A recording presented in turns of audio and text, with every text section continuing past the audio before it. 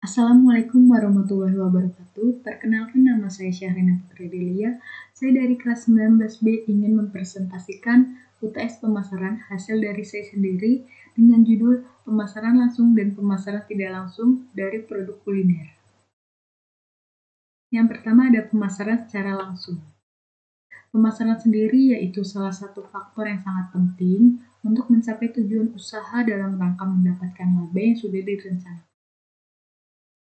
Ada beberapa faktor pemasaran suatu produk, antara lain ada jenis produk, persaingan produk, kebutuhan pasar, tujuan pemasaran, dan hal lain yang berhubungan dengan produk itu sendiri seperti harga jual, kualitas, dan kemasannya.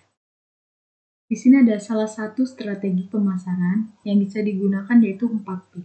Antara lain ada produk atau produk, price atau harga, place atau tempat, dan promotion atau promosi.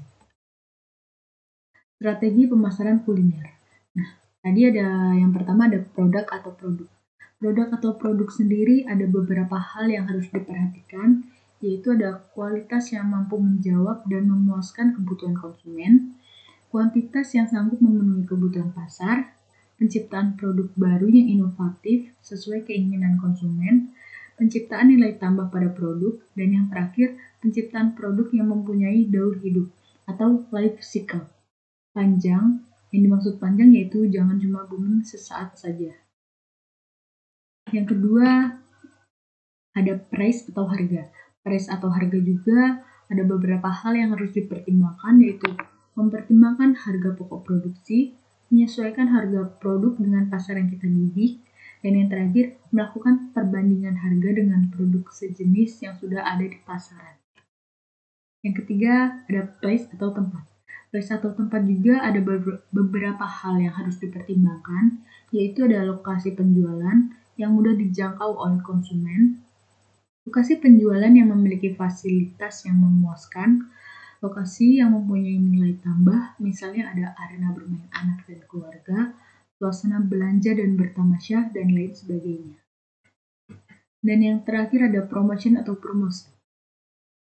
Promosi juga bisa digunakan dalam membantu meningkatkan penjualan, bisa melakukan di media sosial, blog, atau website, juga bisa dengan bazar-bazar yang banyak dilakukan di organisasi atau lingkungan sekitar kita. Pemasaran langsung menurut Direct Marketing Association yaitu sistem pemasaran interaktif yang menggunakan satu atau lebih media iklan untuk menghasilkan tanggapan atau transaksi yang dapat diukur pada suatu lokasi. Yang kedua adalah pemasaran tidak langsung.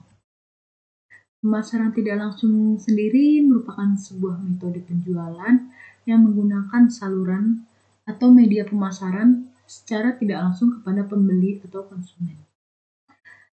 Strategi ini bisa dilakukan dengan beberapa cara, seperti memanfaatkan iklan, public relation, website, blog, dan media-media iklan lainnya. Tujuannya untuk menyentuh hati dan pikiran dari pembeli, seorang konsumen untuk kemudian berminat untuk membeli apa yang telah kita tawarkan atau kita pasarkan. Di sini juga ada contoh pemasaran tidak langsung. Yang pertama ada media iklan.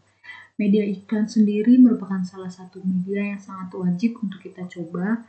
Mengiklankan suatu produk atau barang akan membuat banyak konsumen mengetahui dan semakin memperjelas apa produk atau barang yang kita tawarkan kepada pembeli. Biasanya sangat banyak ada di koran, televisi, radio, majalah, internet, media sosial, dan yang lain sebagainya. Yang kedua ada media humas. Media humas juga biasa disebut dengan hubungan masyarakat atau lebih populer dengan kata public relation. Fungsi dari media ini untuk mengajak dan menyebarluaskan informasi atau berita kepada masyarakat. Biasanya dalam suatu usaha ada pihak tertentu yang memang diberi tugas atau wewenang untuk menjadi bagian dari public relation. Fungsi dari public relation sendiri itu langsung terjun kepada masyarakat, biasanya memanfaatkan media-media juga seperti media cetak, broadcasting, maupun kegiatan-kegiatan atau media outdoor yang memiliki banyak peminat. Yang terakhir ada media pemasaran interaktif, atau juga bisa disebut dengan media online. Media online sendiri berhasil menyingkirkan media-media sebelumnya yang pernah populer dan dapat menarik banyak minat orang yang melihat atau membacanya. Perkembangan teknologi dan kemudahan akses internet sangat mempengaruhi munculnya tren memasarkan barang secara online. Bisa melalui media sosial. Juga ada banyak sekali video atau foto yang bisa dijadikan sebagai bahan rujukan sebelum membeli suatu produk atau suatu jasa tertentu. Selanjutnya, strategi pemasaran tidak langsung juga memiliki kelebihan dan kekurangannya masing-masing. Antara lain, yang pertama ada kelebihannya. Kelebihannya ini memiliki pelanggan loyal, mudah mendapatkan pelanggan dengan strategi yang pas, membantu penjualan pengusaha pemula, dan yang terakhir lebih dikenal publik secara luas. Yang kedua ada kekurangannya. Kekurangannya sendiri itu proses pencarian pelanggan, ditipu pelanggan, mengeluarkan budget khusus, dan yang terakhir tidak berkembang tanpa adanya kreativitas dan keberanian. Sekian dari presentasi saya. Mohon maaf jika ada kata-kata yang salah atau kurang tepat, mohon dimaafkan. Akhir kata, wabillahi taufiq wal hidayah. Wassalamualaikum warahmatullahi wabarakatuh.